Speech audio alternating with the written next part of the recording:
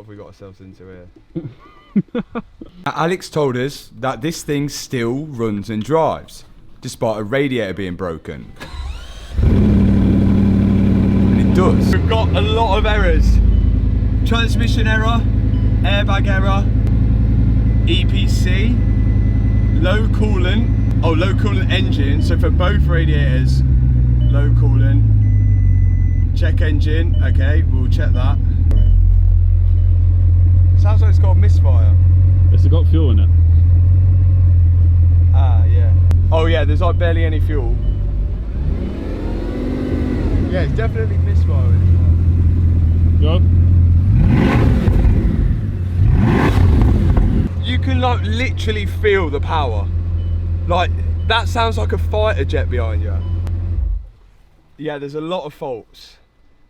Oh my god, what have we got ourselves into here?